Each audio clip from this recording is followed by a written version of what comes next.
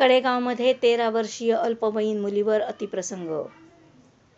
सांगली जिल्ह्यातील कडेगाव तालुक्यातील शाळगाव गावातील सह्याद्रीनगर येथे एक धक्कादायक प्रकार उघडकीस आला आहे. या गावातील एक 13 वर्षीय अल्पवयीन मुलीवर तिच्याच नातेवाईकातील काही जणांनी अतिप्रसंग करण्याचा प्रयत्न केला आहे. सदर प्रकार मुलीने आपल्या घरच्यांना सांगितला आहे. ही घटना घडल्यानंतर या कुटुंबाने पोलीस स्टेशनमध्ये जाऊ नये यासाठी त्यांना मारहाण करण्याचाही प्रयत्न करण्यात आला. त्याचबरोबर वारंवार धमकीही देण्यात येत आहे.